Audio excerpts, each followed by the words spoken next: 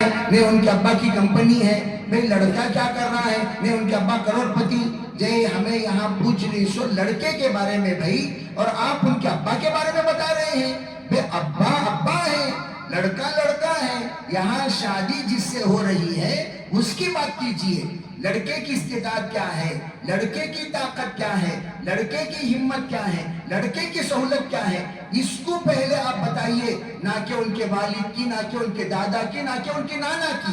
ہمیں نانا نانی دادا دادی کی ضرورت نہیں ہے، یہاں لڑکے کی استعداد کیا ہے.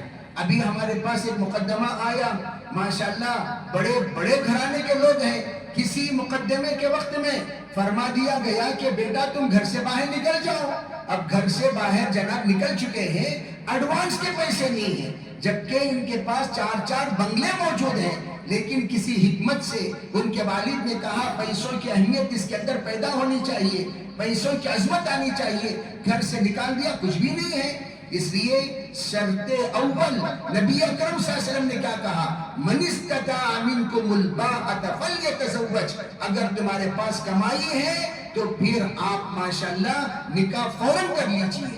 علماء نے کمائی کے سلسلے میں بڑی تفصیلی گفتگو فرمائی، فرمایا یہ کہ ٹیمپرری کمائی، فی الحال بچہ فلاں کمپنی میں موجود ہے، ابھی آگے چل کر فلاں کمپنی میں رہے گا نہیں رہے گا، اس لیے کہ بھئی گورنمنٹ جاب کے علاوہ دیگر تمام جابیں یہ سب کے سب ٹیمپرری ہوا کرتی ہیں. اس لیے علماء نے فرمایا اس کے اندر کتنی ہمت ہے، کتنی صلاحیت ہے، کتنی جفاکشی ہے، جس کو میں نے پہلی حدیث میں بتائی اس کو بھی آپ نے جانچ کر کہا اگر نوکری چلے بھی جائے دوسری نوکری تلاش کر لے گا، نوکری چلی بھی جائے محنت کر لے گا، نوکری چلی بھی جائے تجارت کر لے گا، نوکری چلی بھی جائے وہ کسی نہ کسی طریقے سے اپنے بیوی بچوں کو پال لے گا. یہ صلاحیت لڑکے کے اندر ہونا ضروری ہے، یہ حدیث پاک کے شرط اول ہے. دوسری بات کیا فرمائی، غیرت مند ہونا چاہیے. غیرت مند کسے کہتے ہیں، جیسے کہ میں ایک ادنا مثال دیا کرتا ہوں، اور ابھی بعض لوگوں کو منگ کھانے کی عادت پڑ جاتی ہے، مانگ مانگ کر کھانے کی عادت پڑ جاتی ہے. کیا مطلب، یہاں بھی مانگ لیا، وہاں بھی مانگ لیا، وہاں بھی مانگ لیا، بھئی گھر تو چلا رہے ہیں لیکن مانگ کر چلا رہے ہیں. یہ مانگ کر چلانے سے گھر چلتا نہیں، بغیر مانگے کے خود کی کمائی سے روٹی چٹنی کھاؤ، عزت اور غیرت کے ساتھ کھایا کرو، یہ فرمایا دوسری شرط. تیسری شرط کیا ہونی چاہیے، کہا طاقت ہونی چاہیے، طاقت ہونی چاہیے، طاقت کی شرط لگائی. اسی لیے پرانے زمانے میں آپ دیکھے ہوں گے، ارے بھئی یہ کہ ہمت اور یہ کہ طاقت، ہمت تو ماشاءاللہ ہے، طاقت ہے کہ نہیں ہے، وہ آزمانے کے لیے کہتے تھے دلہن کو اٹھا کر لے جاؤ بھائی، ارے بھی دلہن کو اٹھا کر لے جاؤ.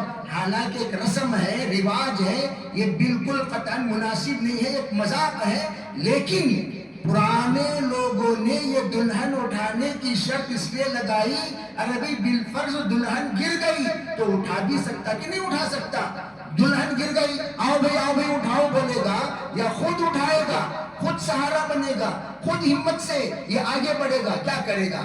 میں کنٹونمنٹ ریلوے اسٹیشن میں تھا، توجہ سے بات سمجھیے، ادھر سے ٹرین آ رہی ہے اور ادھر بیچاری خواتین کراس کر رہی ہیں، کرتے کرتے ٹرین آ گئی.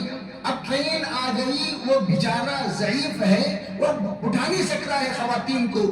فوراً دو نوجوان کودے اور کود کر جو لڑکیاں جو خواتین پٹری پر اٹک چکی تھی ان کو فوراً اٹھا کر انہیں پار کرایا.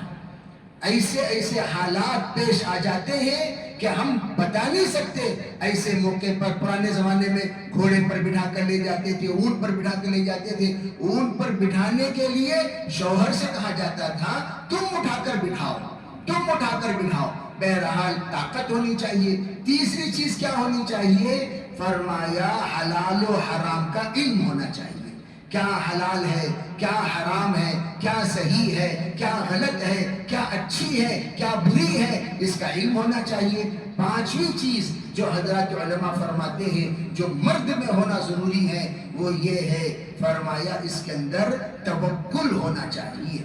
اللہ پر توکل. کیا مطلب، ارے بھئی یہ تو ہے کام نہیں ملا تب بھی انشاءاللہ اللہ کی ذات سے امید ہے ہم کسی کے سامنے ہاتھ پھیلائے بغیر عزت کے ساتھ شان کے ساتھ جی سکتے ہیں، یہ توکل ہونا چاہیے. لڑکی کے اندر کیا ہونا چاہیے؟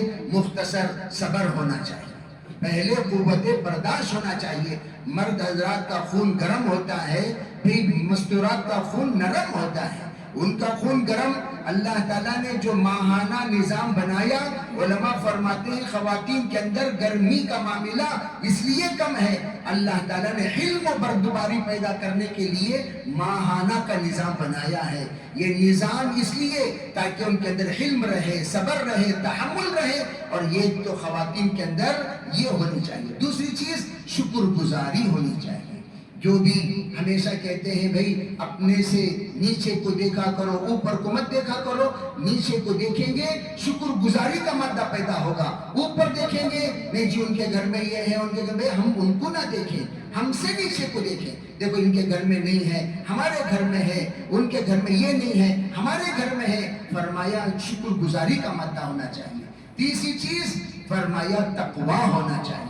عورت کے اندر جب تقوی ہو، وہ تقوی کا اثر مرد پر پڑتا ہے، مرد پر پڑتا ہے۔ اس لیے کہا جاتا ہے شادی کردہ لو بھئی سدھر جاتی، شادی کردہ لو بھئی سدھر جاتی۔ یہ تو پہلے زمانے میں کہا کرتے کہ ہر ایک سے شادی کردہ لو سدھر جاتے، نہیں، لڑکی تقوی والی رہی، طہارت والی رہی، عبادت والی رہی، شکر والی رہی، تب جا کر سدھر جاتے ہیں۔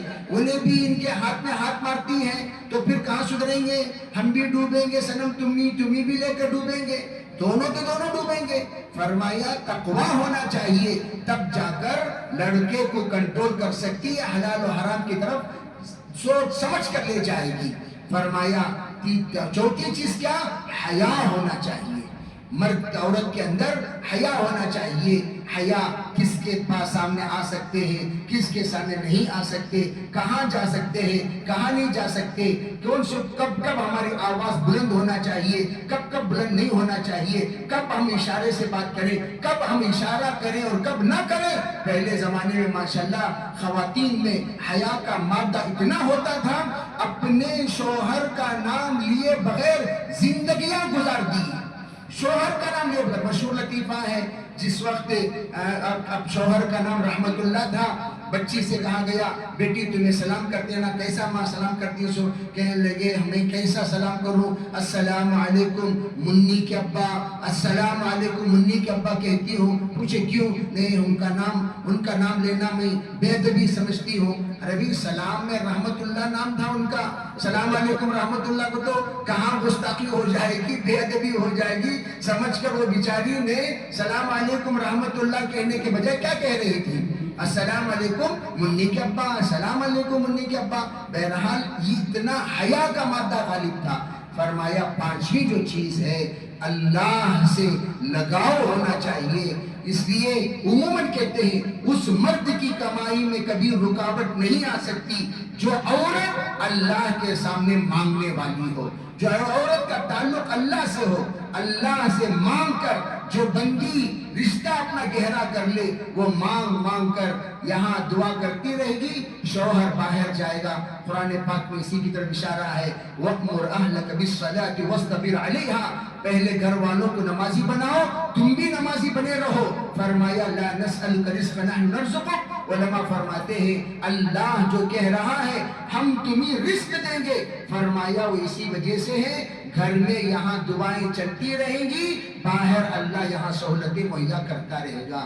الحمدللہ ابھی نکاح خوانی ہوگی، نکاح میں نے قبول کیا کہیں گے، فرمایا میں نے قبول کیا جب کہو اے اللہ جنت تک لے جانے کی ذمہ داری میں قبول کرتا ہوں، ذمہ داری جنت تک کی قبول کرے تاکہ اللہ تعالی ہمارے اس رشتے کو، ہمارے اس جوڑے کو، ہمارے اس ملن کو جنتی ملن بنائے، اللہ جنتی شوہر بنائے، جنتی بیوی بنائے، اولاد کو بھی اللہ جنتی بنائے، اس طرح کی نیت۔ فرمایا شادی ہو گئی، جب پہلی ملاقات ہو ایک جگہ پر باوضو حجرے کے اندر جائیں اور مصلی بچھایا جائے، جیسا یہاں پر آگے پیچھے امام اور مؤذن کا مصلی ہے، آگے شوہر کا مصلی، دلہا کا مصلی، پیچھے دلہن کا مصلی، दुल्हन पीछे खड़े होकर 2 रकात नियत करे, या अल्लाह 2 रकात नमाज ताबे इस इमाम के पढ़ती हूँ मैं, जिंदगी भर की ताबेदारी मुझे नसीब फरमा। लड़का नियत करे, अल्लाह इस दिवाजी जिंदगी में शुरू कर रहा हूँ, जिंदगी भर की खुशियाँ, जिंदगी भर कदम कदम पर तेरी नुसरत शामिल हाल फरमा। ये नियत करें, 2 रकात नमाज अदा करें, मुसल्ला उठाएं, पीछे बिछाएं, कहें मैं दुआ करता हूँ, आप आमीन बोलो।